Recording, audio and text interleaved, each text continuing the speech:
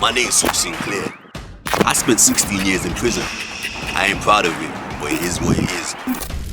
Yoga, fire! Now that I'm free, I thought it'd be cool if I brought some of my friends, associates, and people I met along the way to come and tell you their story. Let you hear what they went through, what they saw, the good, the bad, the ugly. Just so you understand what happens on our show, we do film in front of a live audience. If you hear someone talking, don't be scared of it. It's supposed to happen. We're just gonna have a casual conversation on camera. We're not here to tell anybody who they should and shouldn't be. We just want to give you the truth, but behind the bars.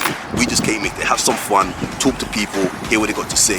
This is the prisoner's opinion. Hit us in the comments, tell us what you think. Blessings.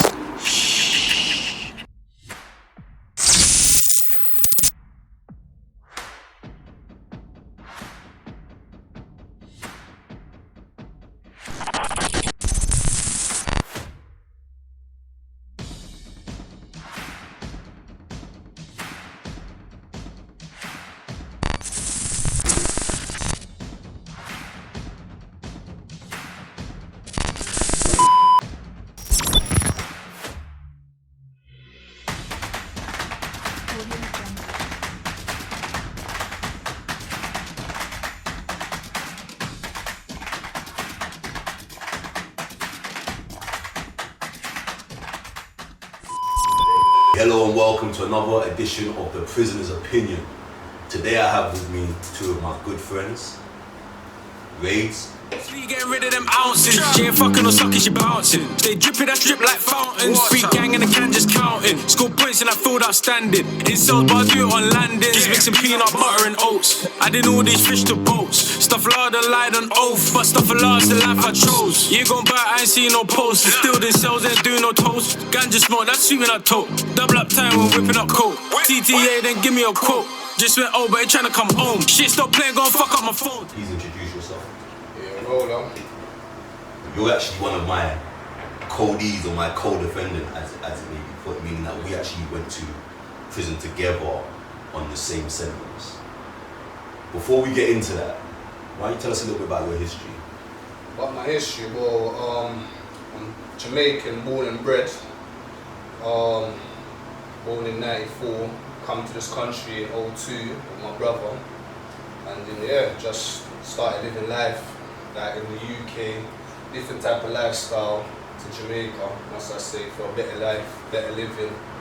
And went through school, went through college, worked, throughout my whole life. So it's pretty much like my younger background anyway, Okay, so you said that you came to the UK when you were how old? When I was 8, that's like in 2002.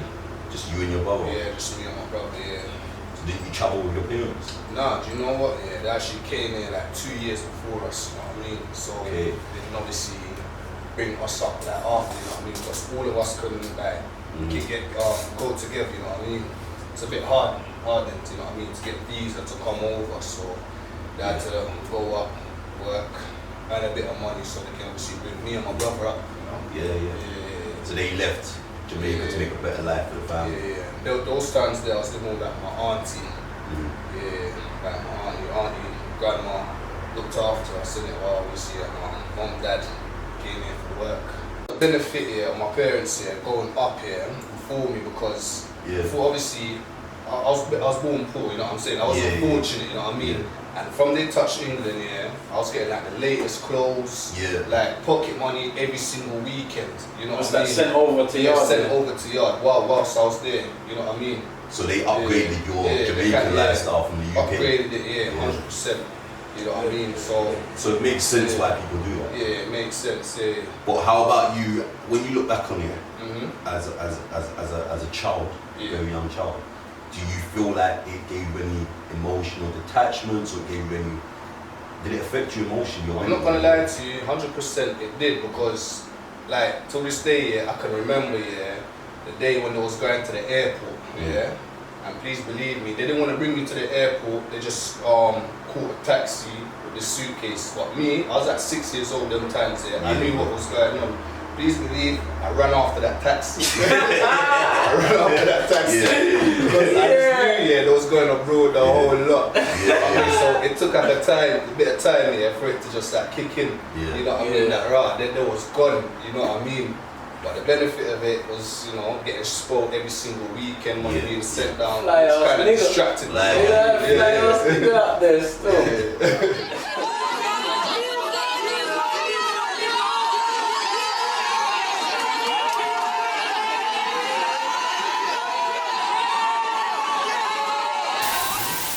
So what other kind of ways did they discipline you in Jamaica that was different to how you were disciplined in the UK? Likewise, beatings, like you get they whip you if you don't listen.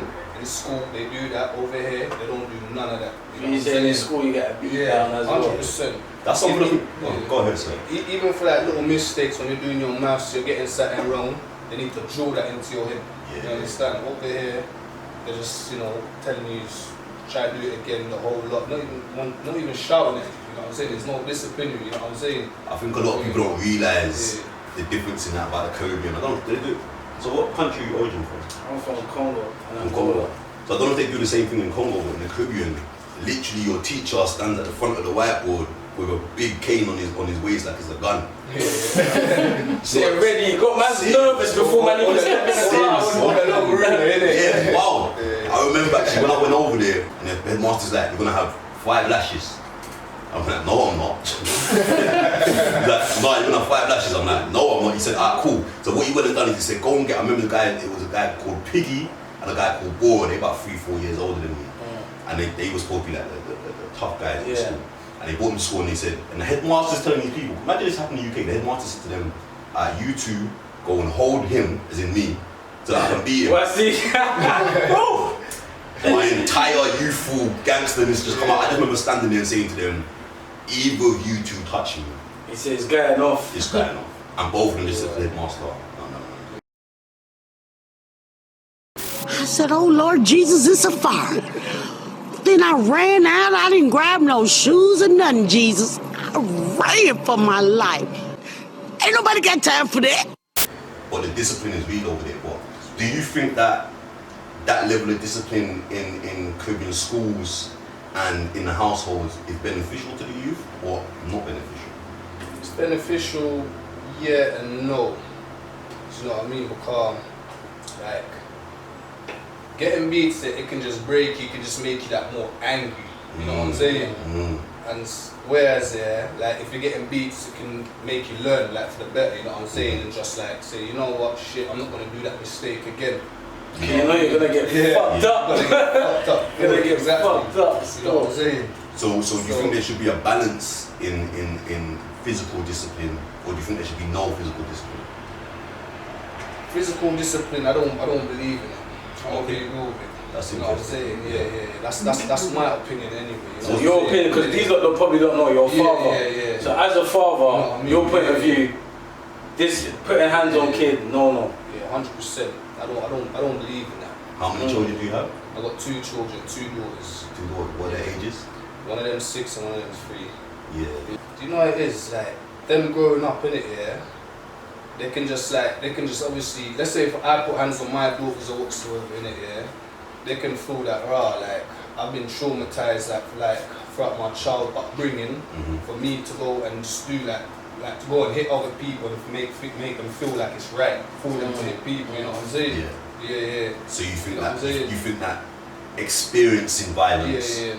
will make you more accepting and more accepting. Yeah, I know what he's chatting about. He makes like it's okay. Yeah. It's okay to put hands on someone else. Cause how much times is enough times man's got beats and that at yard, man's sitting there angry. He's thinking, bruv, anyone, man touch the road, man's telling everyone look at we looking at.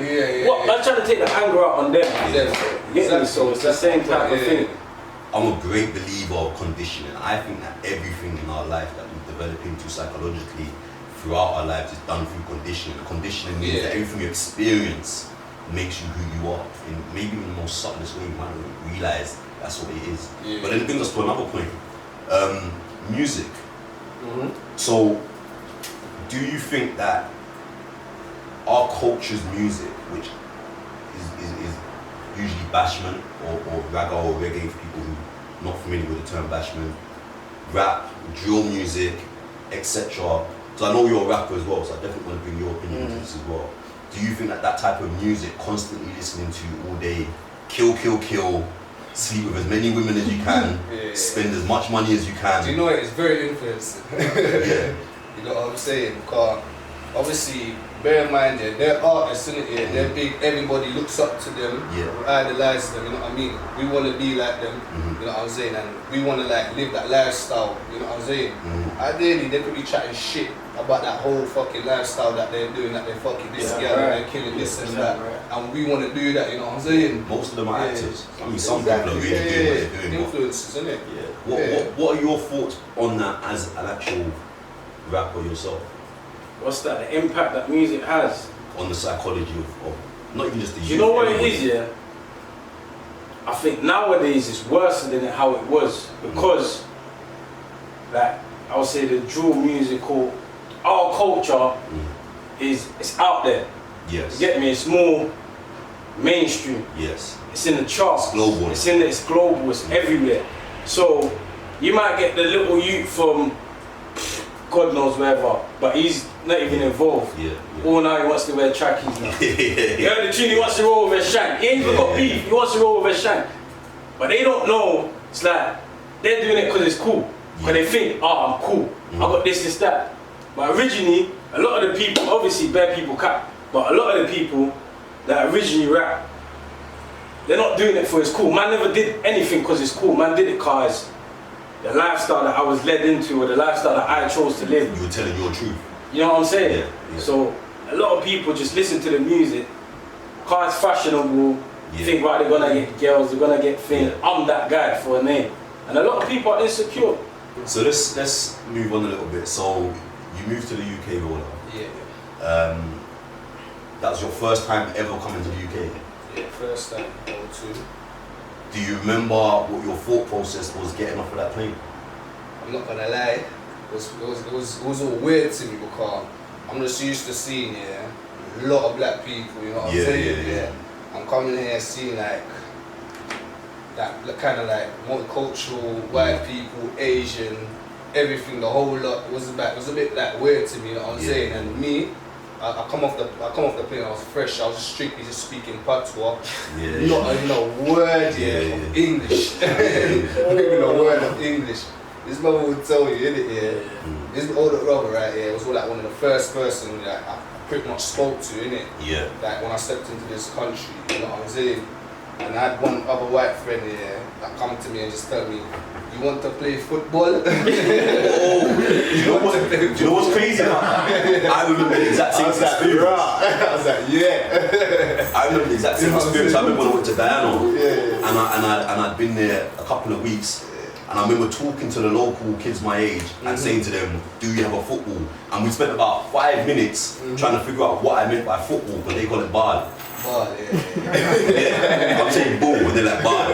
They're like, what's this ball that you're talking about? It's crazy. So, did you go straight into school? I went straight. You know what? I came here in like July times. That's like the summer break, innit? Yeah. So I had to start school like in like September times, innit? That's like those times I was at year 8, so I was starting like year 4 during those times there in primary school. So yeah, I had like one month little break, you know what I mean? But I didn't really get up to much, innit? I was pretty much in the house, you know what I mean? Yeah.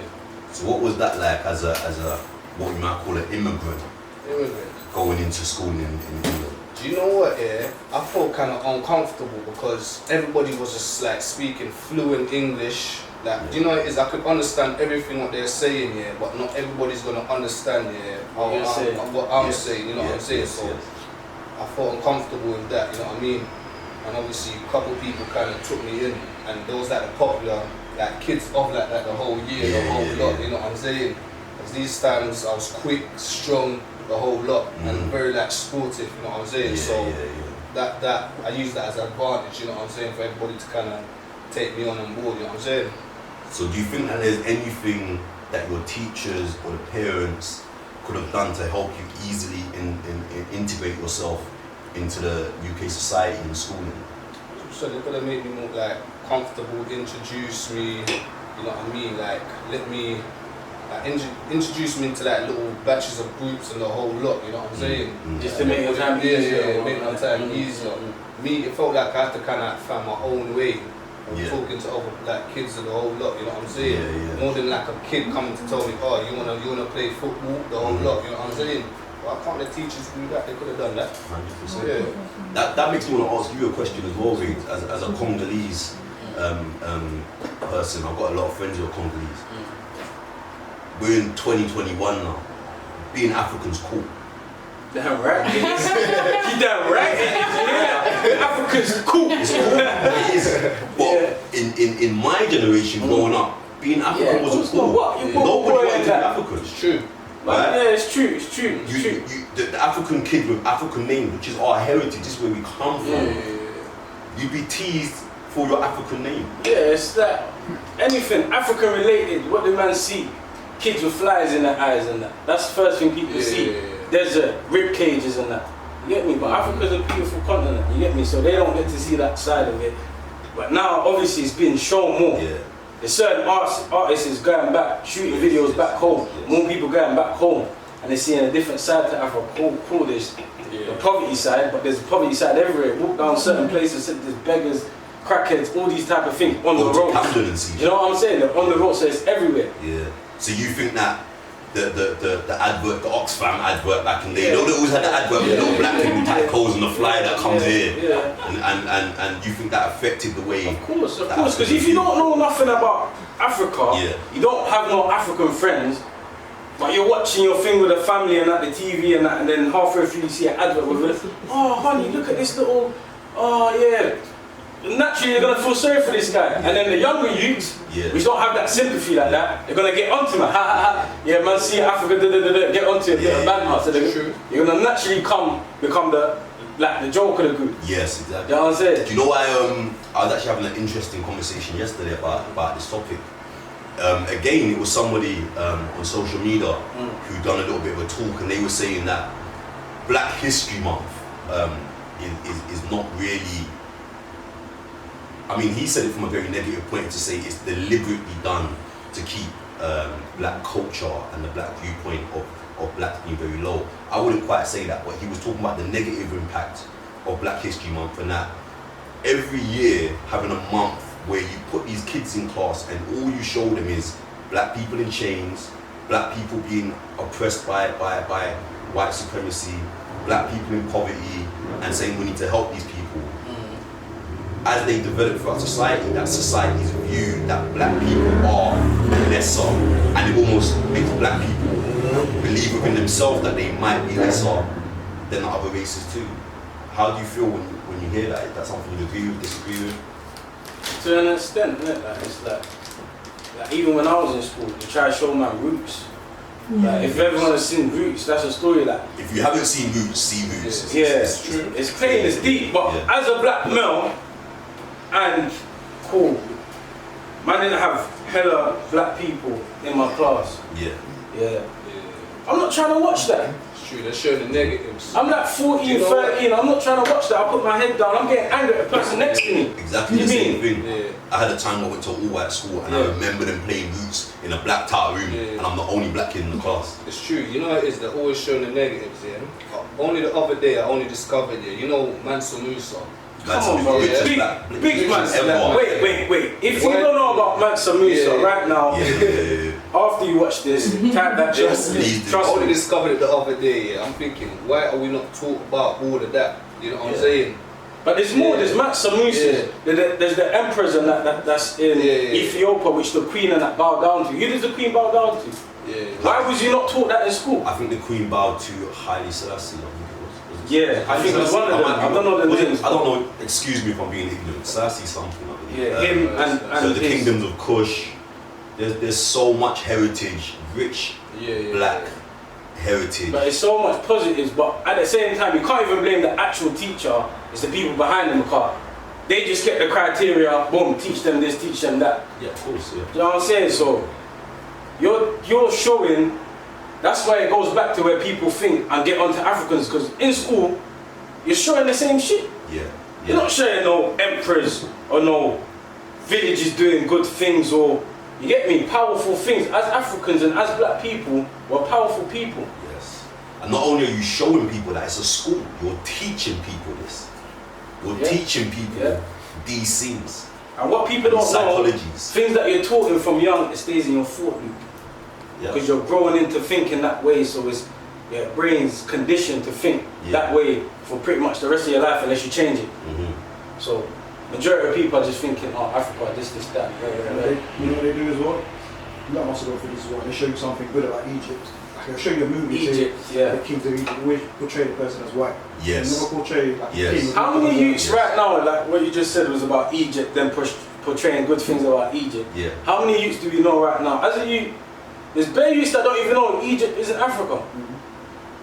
Because the way, but trust me, there's a lot of kids, if you say where is Egypt, they will not tell you it's in Africa. Because when Africa, people just think dust, black people, rape. When they see people in jewelry, pyramids, people go there for holidays and whatnot, vacations, they don't think, oh, that's not Africa. I mean, it's so interesting that they've got so many movies about Cleopatra and the people surrounding her. There's no movies about Queen Nefertiti, who was just as famous, if not more, than Queen Cleopatra. However, Queen Cleopatra was a fair-skinned white woman. Again, I don't want to sound racist, I'm just calling it as it is. It's the reality, because it's at this, with the George Floyd and that, all of that last year with the black movement, I think it's important to address it as well. To get it across how, obviously, we come back from the urban background or whatever, our opinions, our thoughts on the subject as well.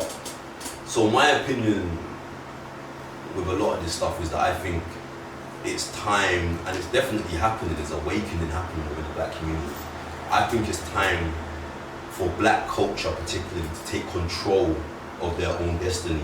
Because I think that when we wait for, and again, I'm not trying to say that anybody's doing us justice or anything, but I mean, if we are, our communities continue to be dependent on other cultures, whether it be Asian, white, Chinese, to give us jobs, or to give us awards, or to tell us our music is good, or give us any kind of gratification, we continue to stay underneath that oppression field, and to allow them to do so. I think it's time for us to create our own businesses, employ our own.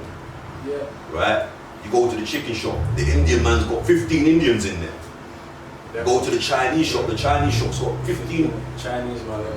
You go to a black business, the black man doesn't want to employ other black people. It's true. We have to start developing our own communities and taking responsibility for our own development. But on that subject, I think over like the last couple of years, Tuesday I've only been out a few months. Over the last couple of, like, from coming out what I see, from how it was a few years ago, there's a big difference. Like, black people are doing a lot better than how they was, I'd say 5-6 years ago, 10 years ago even. I mean, I personally think it's got a lot to do with social media and globalization. But what do you think is potentially the reason why we're seeing this big change within our communities? We've created our own lane. We've created our own lane. It's like what you were saying. How much time are we gonna try to be in this lane, but there's bare traffic?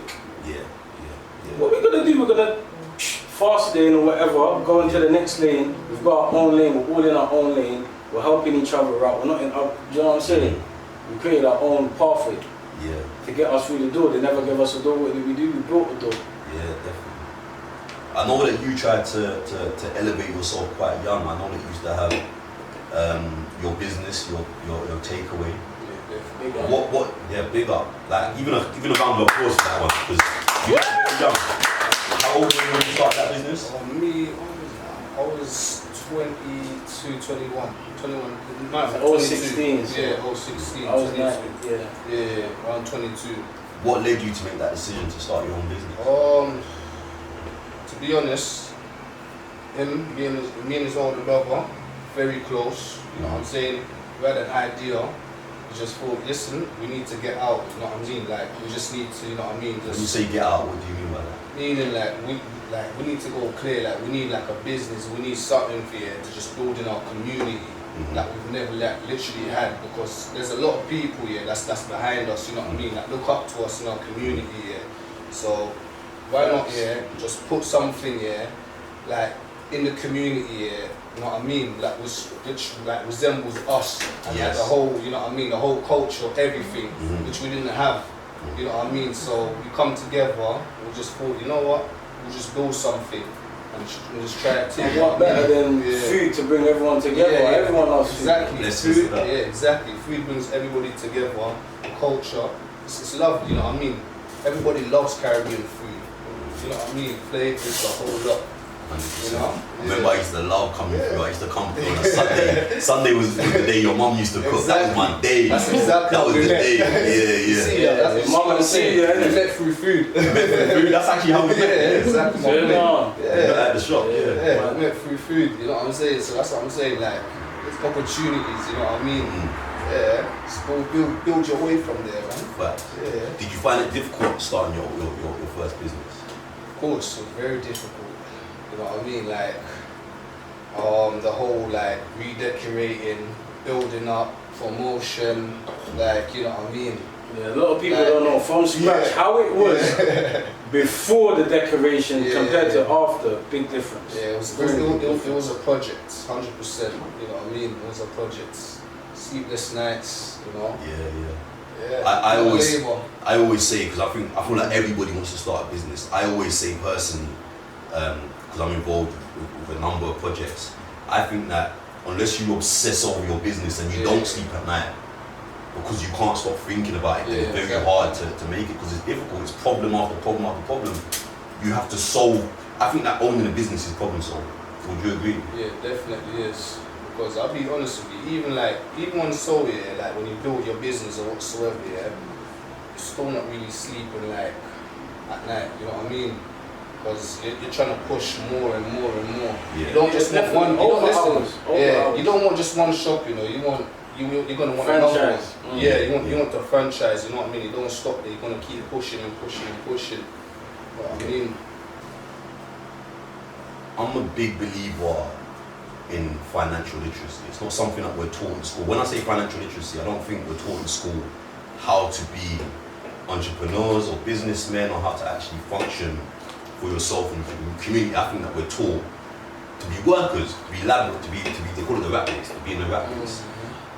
Do you think that if in school you were taught more about how to open businesses, about taxes, VAT, and just the general purpose of owning a business, do you think that it would have helped you a lot more than the position you started from?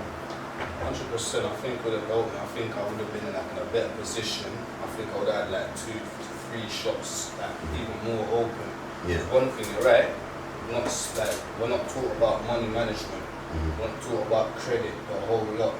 You know what I mean? We're just taught about working. You know what I mean?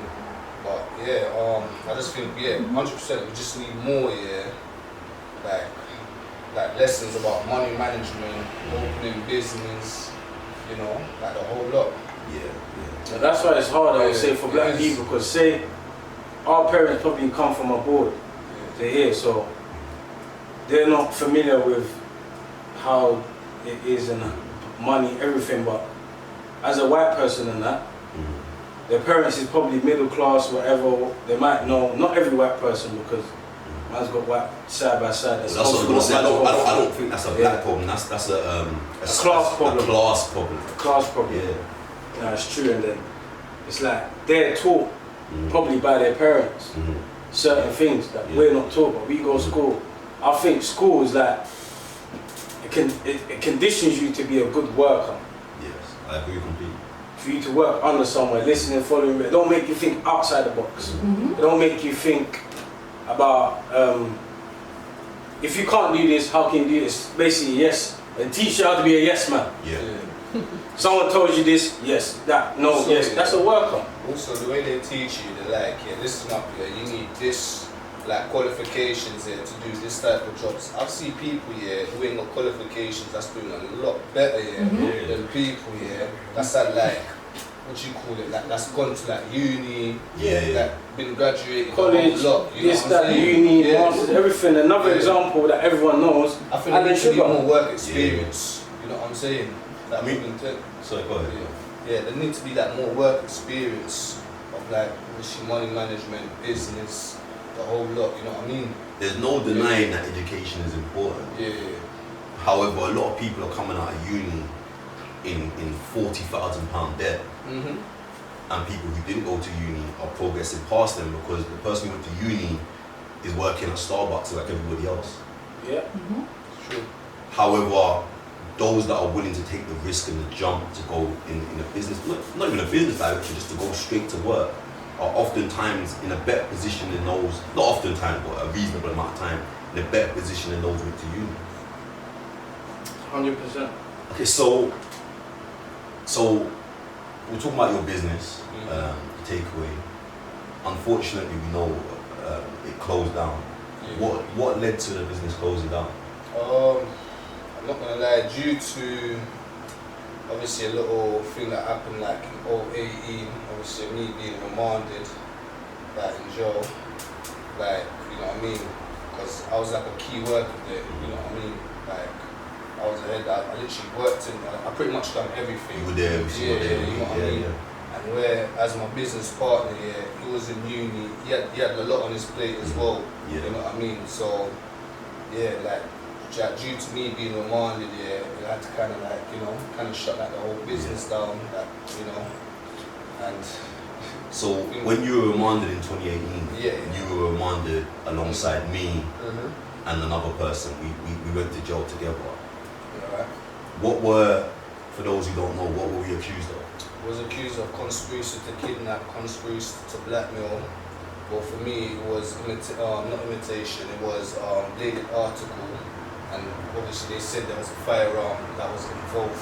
Yeah, I got the possession or imitation, possession of a firearm. That's right, The kidnapping and blackmail. So, how did that feel having had your own business? You're on more or less the right track. I mean, we're not here to lie about anything. I think we both know you were dabbling with what we might call the roads or criminality at that time to support yourself as well. But for the most part, you were trying to take a legitimate path. How did it feel to go from a path of borderline legitimacy to being on such an extreme case where they're saying somebody was kidnapped, blackmailed, firearms, knives? It's a lot of years in jail we're talking about. 100%. You know what it is, being on those charges, being my first time, it was pretty much stressful. I was already stressed as it is already. Reason being, I had a second daughter, which was on the way. You understand, So there's a lot of pressure. You understand, So me being remanded, like, I'm not gonna lie to you, it kind of like, it completely drained me. You know what I mean? Like, me, I've never ever been to jail like before. The whole lot. I don't even know how jail's like, because everybody has their own experience of jail. You know what I mean? Some people might say, jail was alive, jail's lit. Some people like jail's shit. You know what I mean? And me experiencing it for myself, I did not like it. You know what I mean? The reason why, you're not supposed to. Listen, I don't like being in one spot for too long. You know what I mean? I like to float about. It's like saying you got ants in your pants. You know what I mean? I like to be out.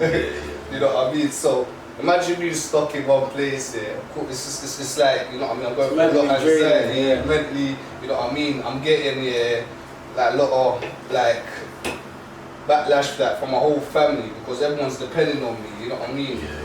I'm gonna be a father as well, like to my second child, you know what I mean? Which I missed the birth, which was pretty much sad. That's what even stressed me the most. You know what I mean? Missing the birth of my second child, you know what I mean? So I have three, I know you know, but I have 3 children. Whilst that still? No, I've got a teenager. I've got a 3-year-old, I've got a nearly 1-year-old, and I've been in prison for every single one of their girls.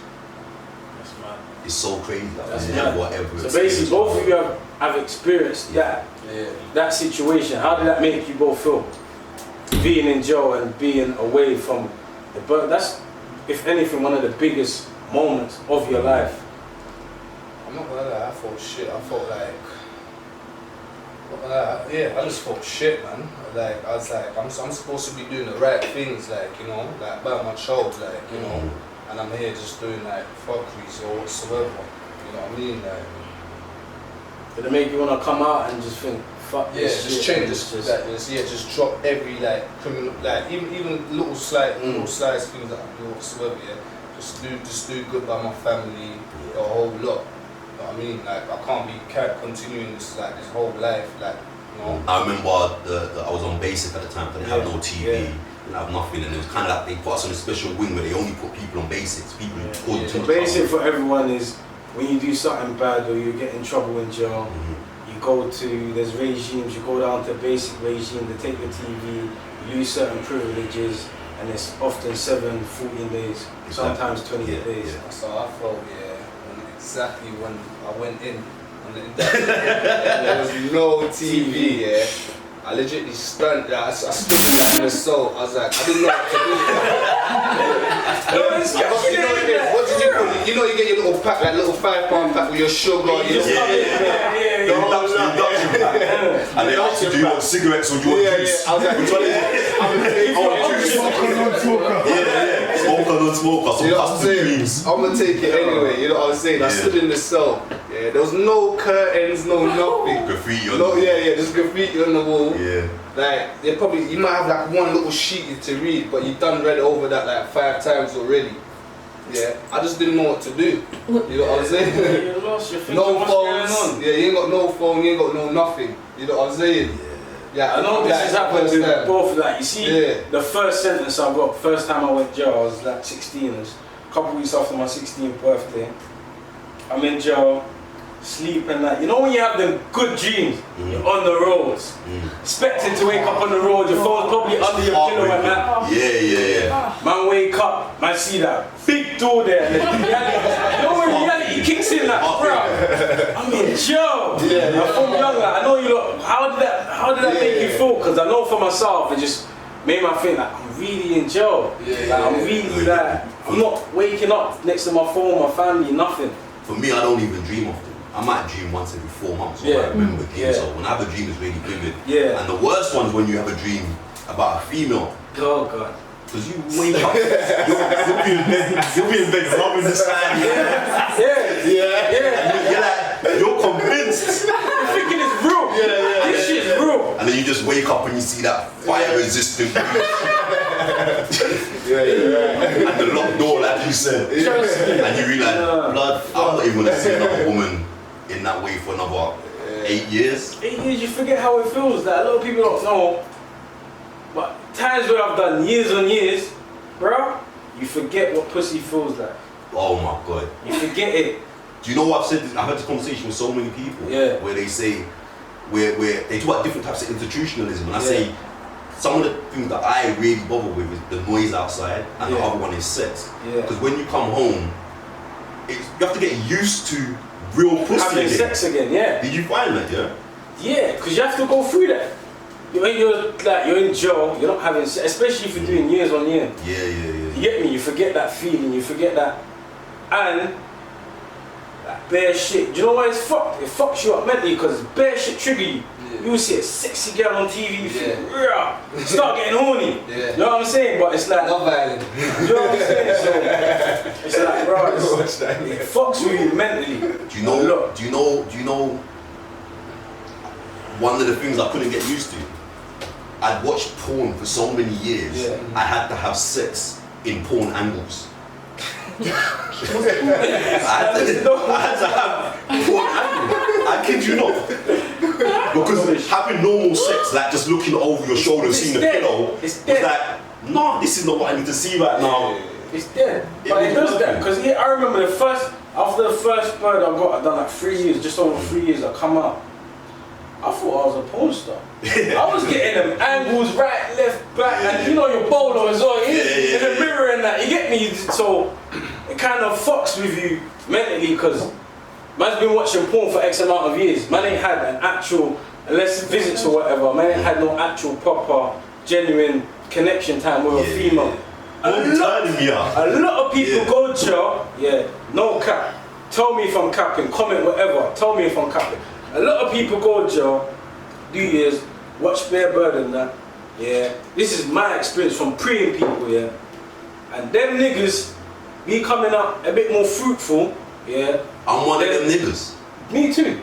Oh, thank you. Me too. Nah, me too. I'm gonna be real. Don't get it twisted. Man's not super freaky, but compared to what I was, quick disclaimer. Man's not super freaky, but compared to how I was and how I super thought. freaky. And Paul did it to me. Yeah. And Joe, you've been holding back for so long, deserted. So when you go, man's running, there's no holding back. You get me? You think, right? Let me try this. You know what I'm saying? Yeah. And man just get mad adventurous with it. Alright, so wait, so whilst we're on the subject of sex and these situations, I'm sure you both, like everybody else, experienced the thing when you come home and for some reason, every single woman that you knew or that you get to know, someone wants to sleep with you just because you've been to prison. Have you experienced that? 100%. Don't you think that's so weird? Like, it's such a weird fetish. You know what it is? It's like you're popping, like everybody wants it. You know what I'm saying? I say like, when you were younger. More when you're younger, but man's that forbidden fruit. Yeah. You know what I'm saying? Literally, bro. Man, know now. He just come out of jail, he's looking a bit healthy, active, and plus, you see that fresh home beating. Man ain't been beaten for time. You see that fresh home beating. Girls, you know. So you think that's what it is? You think that's the reason? reason behind it? You think that women think you're gonna give them better sex when you come home because you haven't had sex in so long? And it's just like, it's a popular thing, it's a clout thing, isn't it? Like, right now, everything's a clout, it's about clout, you get me? Everything's a clout thing, so it's like, my man just come out of jail, he's got a bit of a buzz, he's a bit known or whatever in the area or whatever.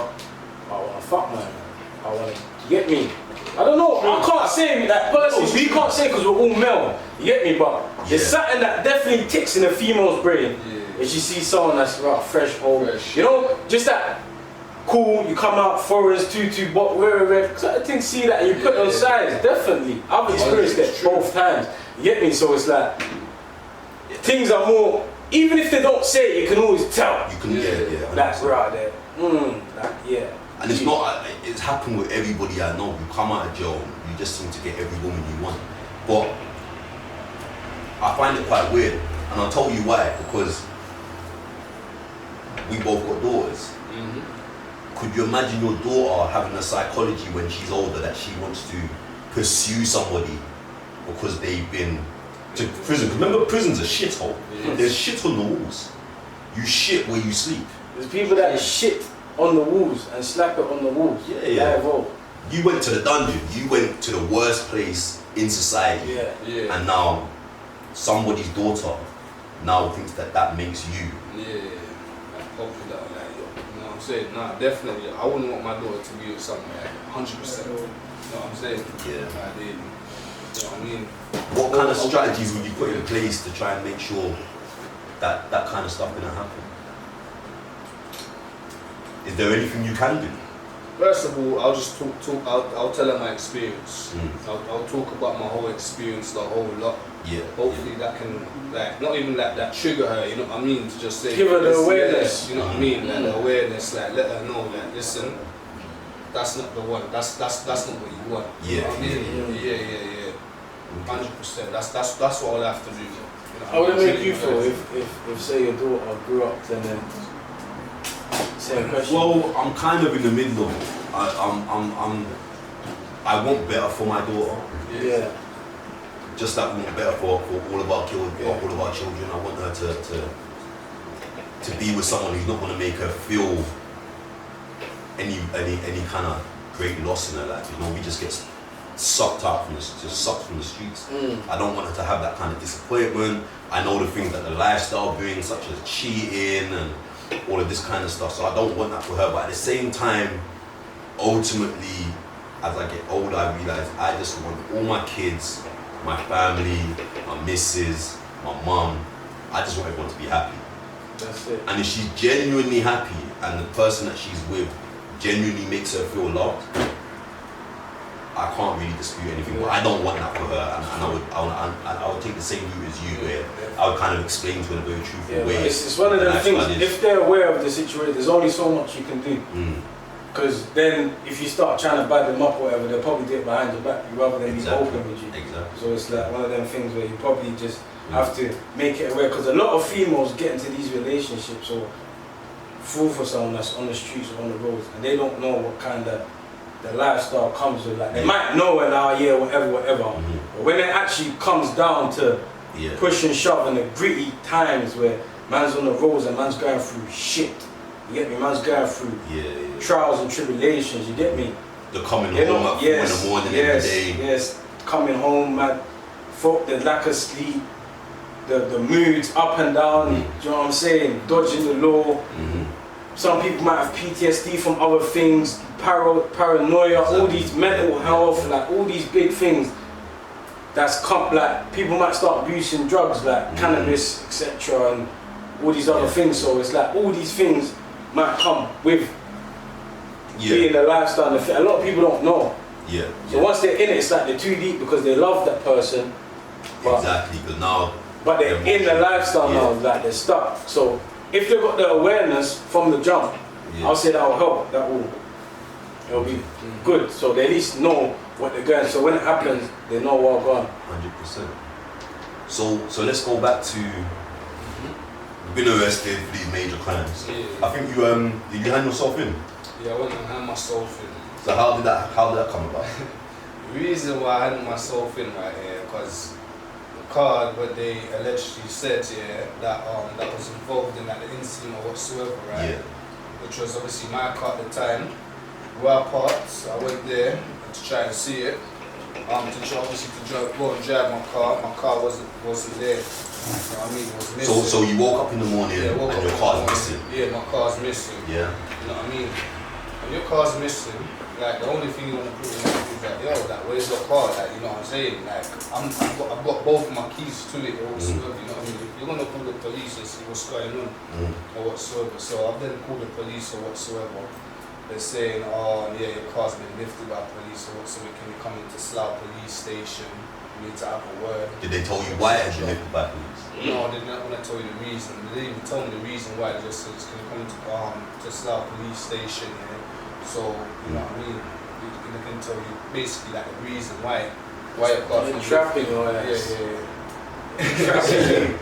So you went to Slough police station and you were obviously arrested for the crimes that we spoke about. Yeah, that's right. The accused crime that we spoke about. So you walk into what prison were you in? Oh, Bullingdon. You've had friends that's been jail, right? Yeah, I've had friends that's been jail. I've been on the other side here. I've gone to visit friends. Yeah. You understand? Yeah. Even my older brother, I've gone to go see him like on the bench. You know what I mean? It's sad, but obviously I don't know like the whole experience. You know what I mean? What did your older brother go to prison for? We went down for robbery, and the second time it was like a GBH. Yeah. Yeah, that's what he went down. And after his case, he was sent back to Jamaica, was he?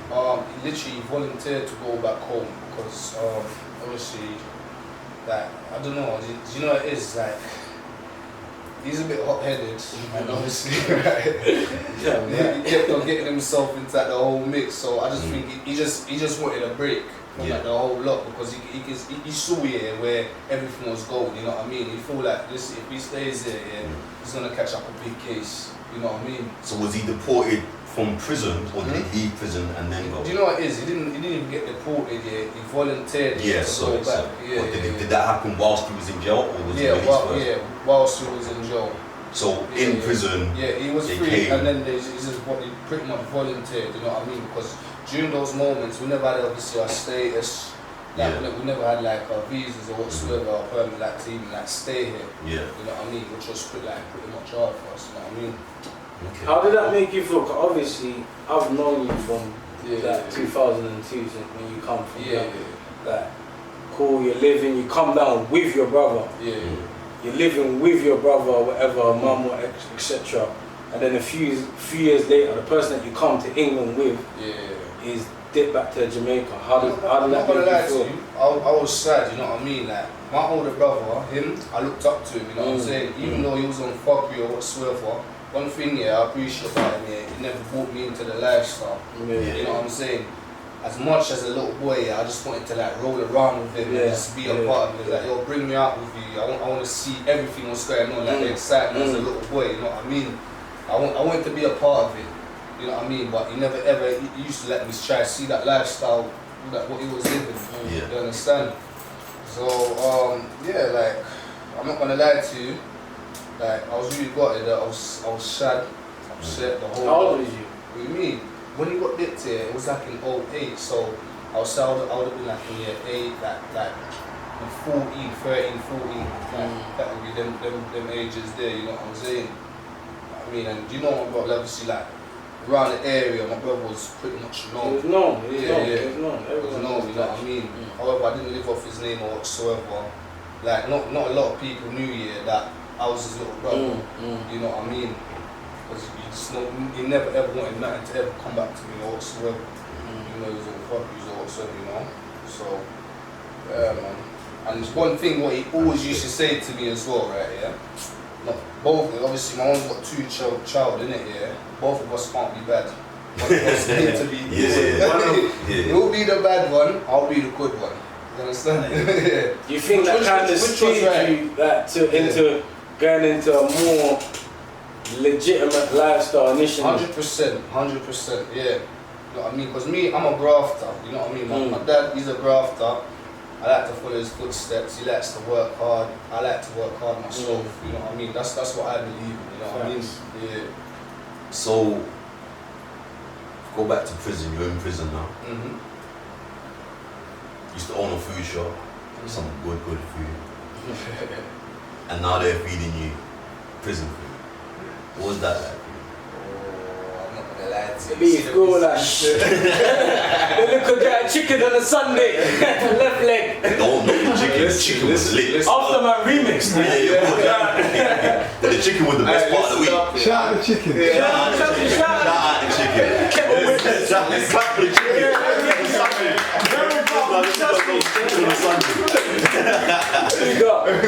We're only saying that because you get processed food all week and carbs all week, and on a Sunday you get a real chicken leg.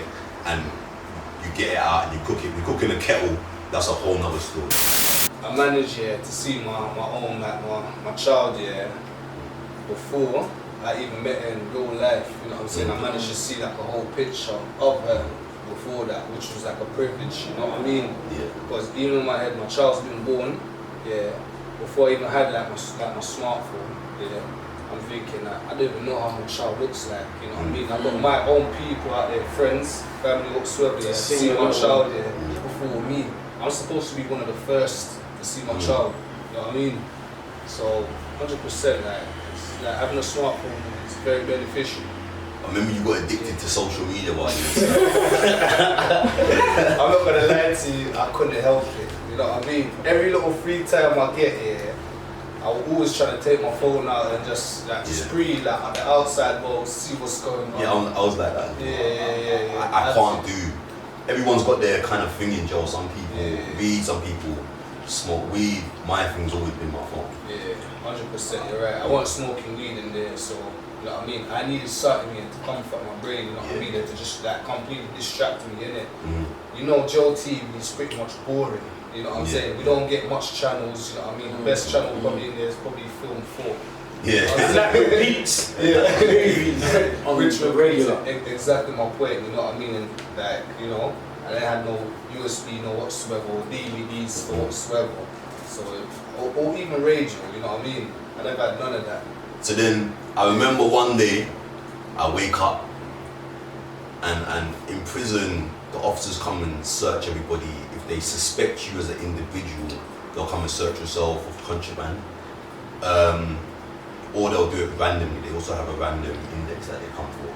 But I woken up one day and I can hear the whole wing being smashed to pieces, and I can hear about 50, 60 bodies on my wing. And that was because they brought in what we call the nationals. They brought in a designated search team. They also called the EST. Their job is to do nothing but to go from prison to prison and to attack a wing at 6 in the morning, and to go for first all the people they believe are up to start. So there might be 50 people. They go for beat all of those doors at the same time, and then one by one search every single cell on the wing. And on that day, what happened to you? Do you know what? Yeah, I heard them when they literally come on the wing. Yeah. These times I had a smartphone, obviously within the soul. You know what I mean? Yeah, but it kind of took them like a while, to come to our soul. So there's me in my head thinking that the phone's hidden.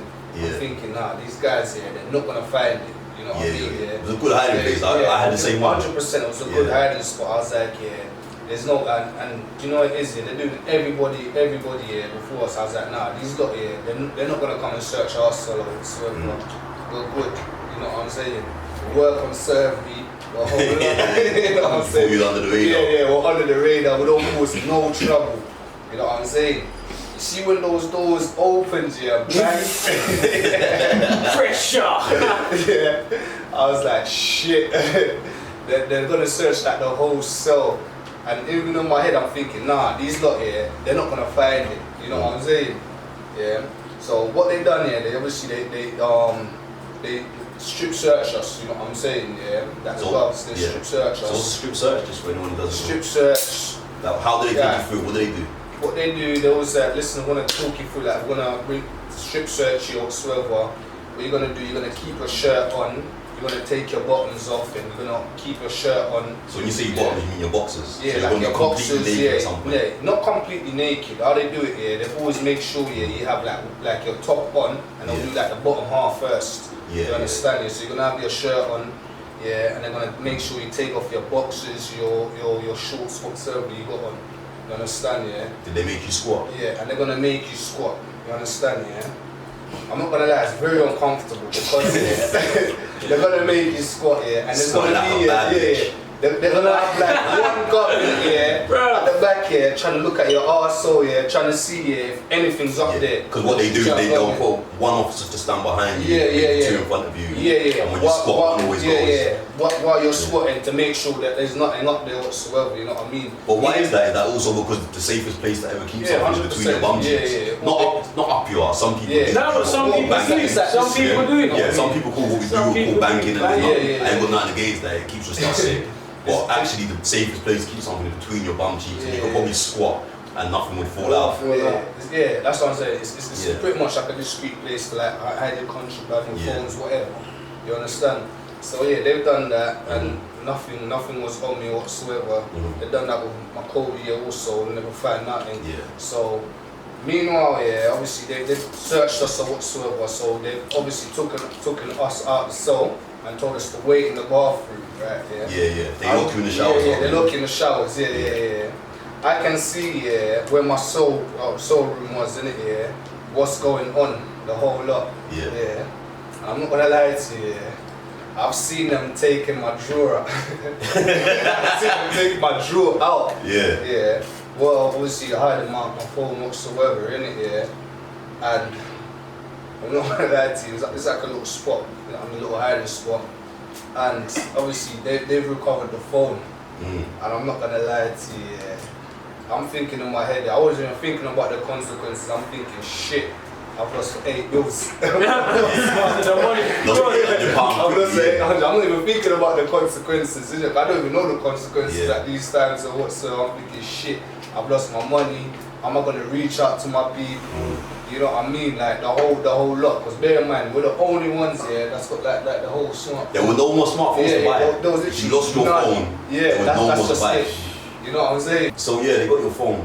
I remember you were traumatized. I was traumatized. When they got it, they said that, you lot are gonna go on like basic or whatsoever. You lot are gonna go for, what do you call it? Adjudication. Which is basically you go to court with inside. Go inside the court whatsoever. You know what I mean? That's when they done search. They recovered the phone. Came back in the cell. As soon as I came back in the cell, what did I say? I shot you through the window, because these times you was on spur too, innit? We can hear each other, innit? I was like, yo, switch. I was like, yo. Obviously, you knew what was up, you know what I mean? I was like, fuck, they recovered it, you know what I'm saying? And I remember just trying to keep my mouth shut because I still had my phone in my cell. And I wasn't trying to make no one come and get me. I do that. Cool.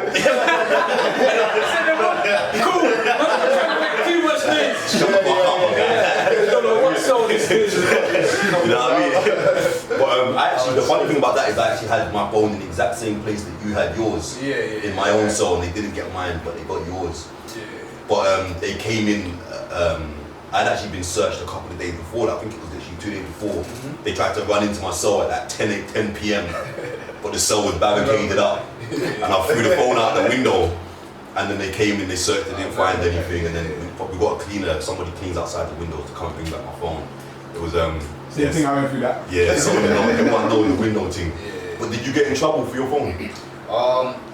Yeah, I did get in trouble. I went to adjudication right here, but I pleaded not guilty. Yeah. You know what I mean? The reason why I was like, I had faith. I was like, listen up, I'm going home.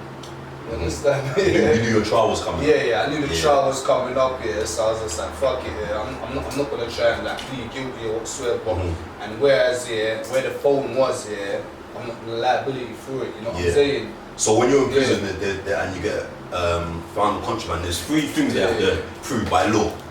It's possession, knowledge, and control. Yeah, that's the one. And if they can't prove any of those 3 things, then you beat the case. So that was, you had plausible deniability. Yeah, exactly my point. Because that phone could have obviously potentially been there previously before. Like somebody could have just had that there before that was staying in that cell. You get where I'm coming from. And for the purpose of the tape, when we say his phone, it might not be his phone, it could be lying. So please don't turn up talking about prison and phone and all kind of thing. But yeah, so is that consequently what happened? You went home before you could be convicted or trialed for the phone? Yeah, pretty much, because you see what they done right there. They tried to analyse the phone. Yeah. They sent it out to the police to try and link what numbers was being called off the obviously like the mobile phone, and try and link it to like my blue phone, like my pin phone. And I think the police that's like so much phones to deal with or whatsoever, so they sent it back in. And where I had like a legal visit here, they tried to do a second adjudication right here. So those are the times right here when they tried to do the second one. I had a legal visit. So you couldn't attend the trial on the second time because you had to go to your solicitor or something else. Yeah. So everything pretty much got delayed. I mean, so. And then you went home. And then I remember because you were in a cell with our other Cody at the time. So you went home. And then when you went home, he kind of said, and this wasn't snitching, it was a tactic, a strategy. He was like, well, the phone's not mine, it's the guy that's gone home, because they couldn't then do anything about you going home, so then both of you ended up being in charge. Which I agree for him to do, you know what I'm saying? And then they ended up coming to get my phone a couple of weeks later. And but I was upset because that one hurt. It was because it was lunchtime, and lunchtime everyone knew don't go on your phone at lunchtime. But I was on my phone anyway. I heard a little noise outside my door. You know that? I took out my battery, taken out my SIM card because, as you said, the SIM card is the most important part to analyze it. As I take the SIM card out, they rush the door. I'm trying to fly out the bed. They're wrestling me, all kinds of things. I got adjudicated or what you might call arrested for that. But I was in the cell with a guy who was going home. Shout out to Ghost, good guy. Shout out to Ghost because I'm a lifer. I'm a lifer, so me getting caught with a phone can actually be very problematic for me. Can mean to years in jail because the parole board just say you're not behaving well. And the guy in the cell kind of said to me, I'm not doing life. IPP is what I have, but it's like technical life. So I'm not doing life. Pay me some money. I'll say it was mine, and then that's what I did. I gave him some money. I think I paid him about £700, which to me £700 for a couple of years. For a couple of years, it was nothing. It's like. I paid him about £700, and then he wrote a statement out and said the phone was hid, and I had no prior knowledge of it, and that the phone had been on my bed because when they come in the cell, he got scared and thrown it across the room, and it landed on my bed. And possession, knowledge, control, which is what they had to prove. They couldn't prove that. I beat the case. Then when they came back to give him problem, look how God works. The very next day, he went to court not knowing that he had court and was released. So then he then beat busted and then beat as well. He didn't get any trouble. So blessings to that guy. So so you knew you were going home. So then you went to trial. So you went to trial, as you said, kidnap, blackmail, possession of firearms, possession of a knife. What was that like for you? What was trial like for you? I'm not gonna lie to you, trial it was very traumatizing, you know what I mean? Like just imagine just having it, like 12 people, like, it's normal people. They don't know your background. They don't know what you've been through. The whole lot. You know what I'm saying? Yeah. Your life is in their hands. You understand, innit? Yeah. Also, I'm not being racial whatsoever. Yeah. Majority of them was white, right? Yeah. And so you felt like potentially couldn't relate to you? Yeah. They couldn't relate to me, and also there's 6 of them here. Like 8 of them was women, right? Yeah. And 6 of them was like elderly people. You know what I'm saying? Yeah. Right. Yeah. So yeah, I just felt like, and they all had poker faces. You know what I mean? So like it was hard to tell what kind of page they was on. Yeah. You understand? I felt like I was in a hot seat. It was a hot seat. Yeah. I'm not gonna lie to you. Yeah. I love my stomach. Yeah. Literally, I legitially fasted, innit? Fasted. That was the funniest day of my life, people. Fasted. This guy does not stop eating. Ever. He does not stop eating. I fasted black. Puts away food crazily. And then I think we finished the trial and waiting for the verdict. And you know they bring you the biscuits and the sandwiches. And you know you don't get them biscuits every day, so you're wiring them, you're eating them all the time. And I couldn't eat everything I had because when I get nervous I don't eat. So I was like, Rolls, I've got to make you a biscuit. And just Roll is sitting there with a Bible in his hand. Like, bro, I'm fasting. I nearly died with laughter.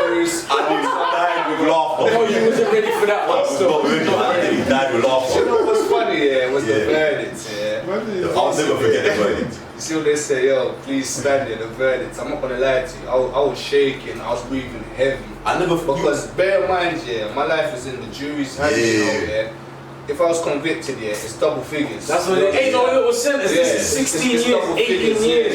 Yeah. It's mad. You understand? You know what I mean? I'm taking that shit serious. I'm thinking, fuck, I'm not even gonna get to see like my child grow, my family, the whole lot. You understand? I'm glad you can be honest about that because I remember the reactions of everybody so vividly. And I remember I had you to the right of me. And you were literally genuinely, I don't say this to mock you, you were hyperventilating. No, I did you wrong. No. It's the truth. It's the truth. 100% the truth. Bear in mind, it's my first experience. It's my first experience. These don't think it's a game. When you're in that dock looking at numbers, it's not nice. Actually, like, I remember thinking, is he alright? Because you were just breathing so fast and heavy. And then I had our other colleague to the left of us. He's a bit dramatic, and they show you. So every time they came, because they go through the charges, and they're like, they go through each person the charges, so they'll be like, Switch Sinclair, I won't tell you my real name right now, but they'll be like, Switch Sinclair, possession of firearm, not guilty. Switch Sinclair, kidnap, not guilty. They go through each one. And I remember every time we got to our other colleague, they'd be like, not guilty, and he'd go,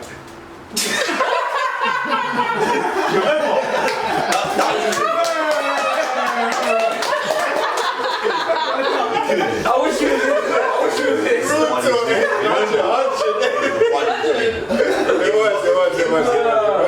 It was a whole movie scene. And then they came back and they said not guilty. And you were released literally half an hour early. So you went within half an hour of potentially spending the next 6 to 7 years in jail to walking out onto a free man. 100%. What was that like? I'm not gonna lie, I felt good. You know, my mum was there. The only person that was there was just my mum, and I got a train home. Everything felt so good. Even getting onto the train, bringing my whole fucking bag of like, you know, the see-through bag. If you've been in jail already, not even a taxi. I literally jumped on the fucking train with that. I felt so relief. And my baby mother kind of picked me up at the train station after that. You know what I mean? Like, I felt so relieved. Like, do you know what it is? Like, I don't know, the experience here, that's like the best, like one of the best experiences, you know what I mean? Like getting off that, you know what I mean? 100%. Words can't describe it, because what you're going from one extreme to the other. Because bear in mind, we was in that dock here for 2 weeks, and on the sweat the bus as well, for 2 weeks. Bear in mind, there's like minimal space. You know what I'm saying? Like, you know what I mean? Because bear in mind, like when you don't have court or whatsoever, you're in that jail for like months, you're stand still. You're not on no car. You're not whatsoever. You're just seeing the same shit, like the same full fucking rules, exercise yards, barbed wires, the whole lot. So we soon you get on that bus, you're seeing new things, you're seeing rules, the whole lot. Yeah, How long were you in remand for? 5 months. So you spent 5 months in prison. Yeah. Unfortunately, me, you and other Cody didn't walk out of prison because myself and my other Cody, we were on probation from another sentence. So because I'm a lifer, they don't let me out of prison. So I did an extra 6 months, even though I'd been found not guilty. How did that feel to be in the dock, having somebody, because we know the guy. We all knew, well, actually, you didn't know the guy, did you? So I knew the guy, my other Cody knew the guy. Yeah. How did that feel to be in a dock knowing this person is literally, and we're not saying this for effect, he's literally lying. How did that feel to be there? And you're in the dock, you're not allowed to speak at this point. You can't say anything until you're asked to speak. And he's telling lies on you, lies that might catch you a 12-year sentence. How did that feel?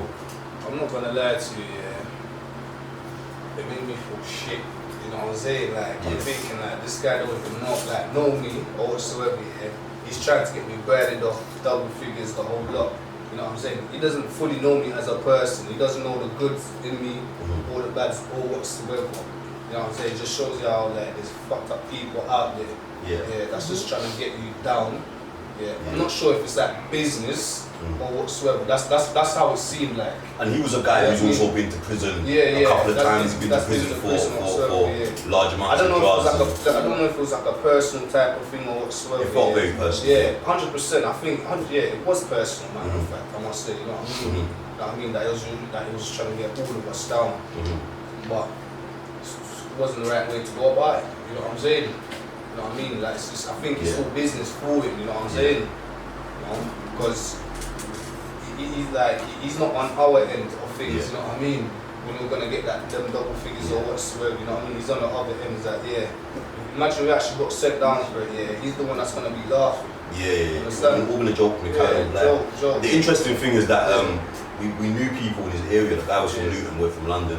So he was able to keep people updated what was happening in his area. A lot of people heard about the bad behaviour that he was carrying on with, and I think he's now moved. Because he's a rat, he's a snitch. But so you've left prison. How's life been for you since then? That's been great. I'm not gonna lie to you. I have no signs of trying to even go back because I don't having to experience that again. You know what I mean? I don't like it. For my, you know. I don't wanna go back for my family's sake, for my sake, my kids' sake, you know what I mean? How was it meeting your child for the first time? I'm not gonna lie, it was lovely because you see when I was in there having visits, she used to cry a lot.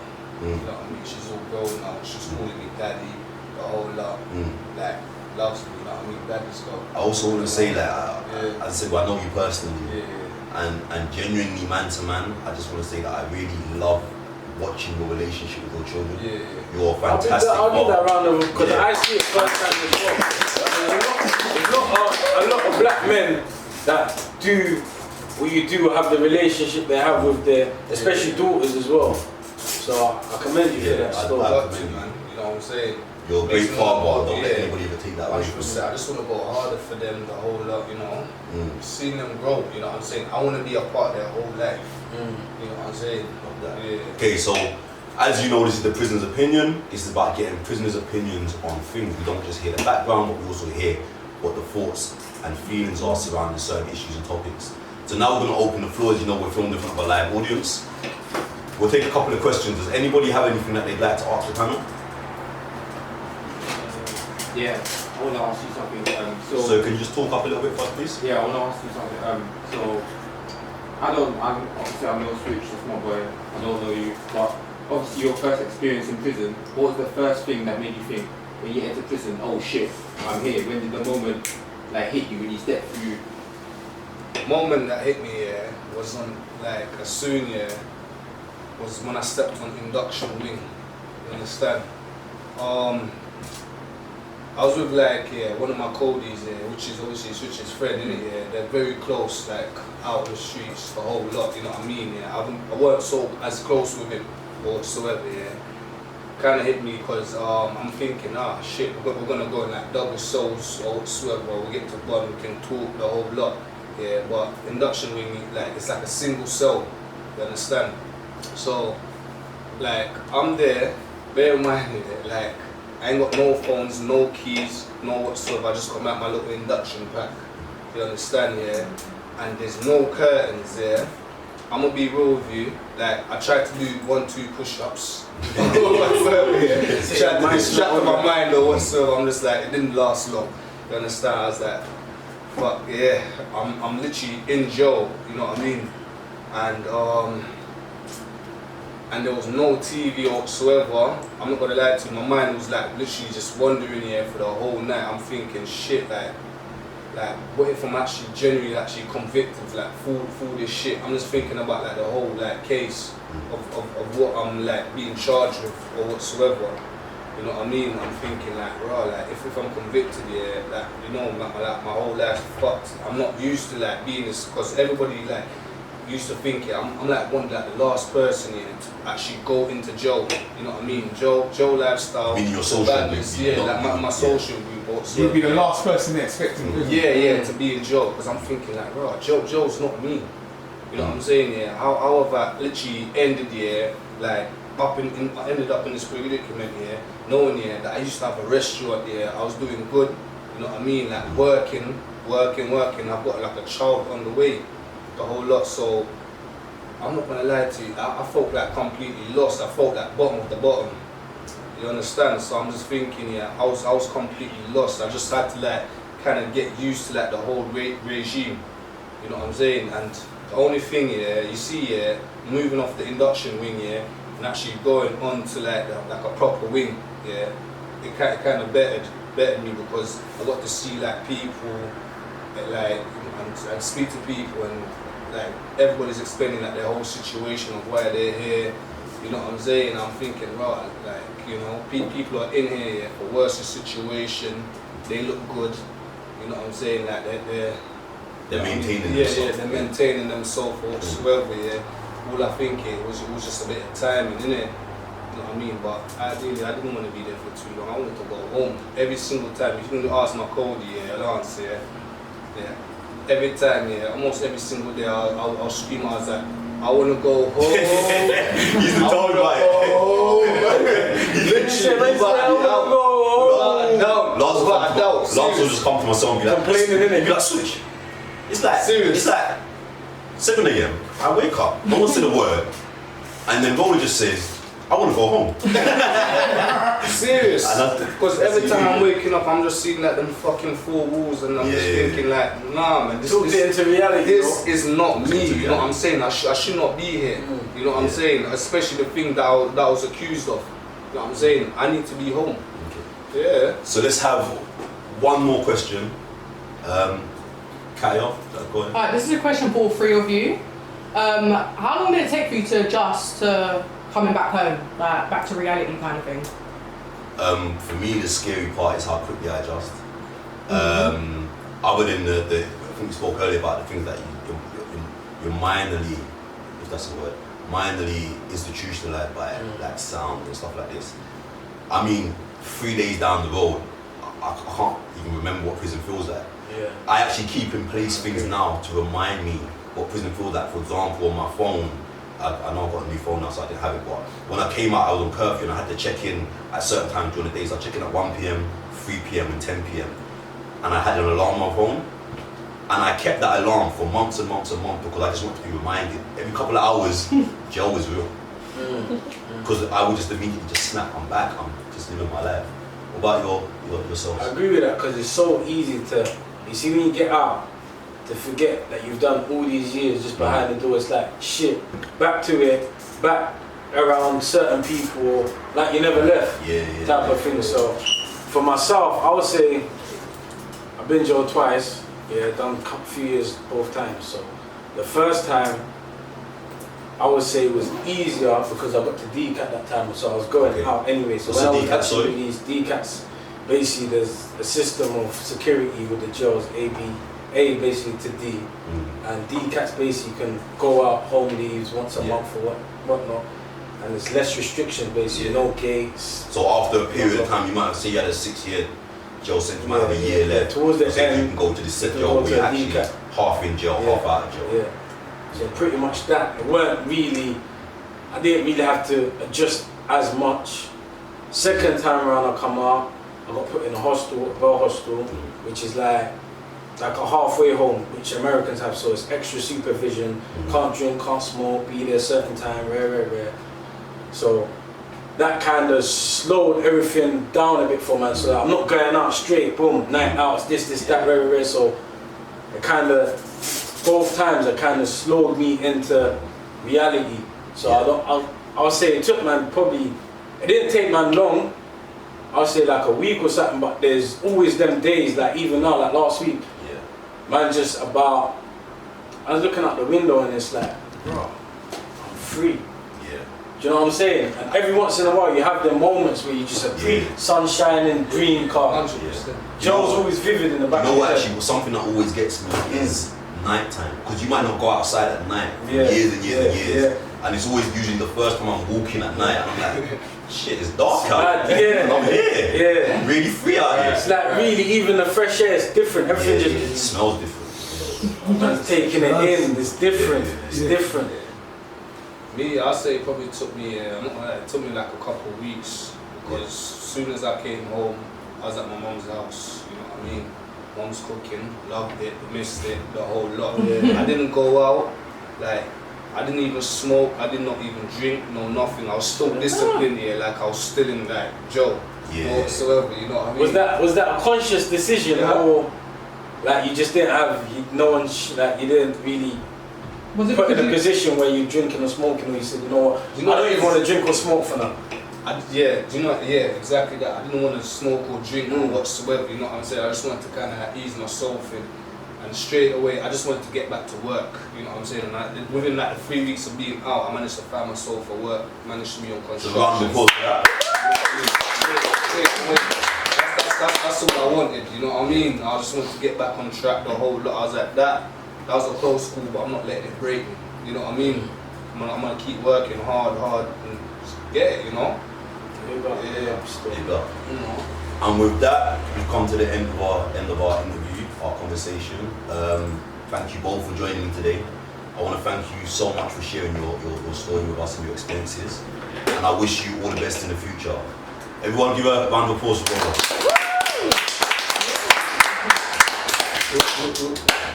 Thank you.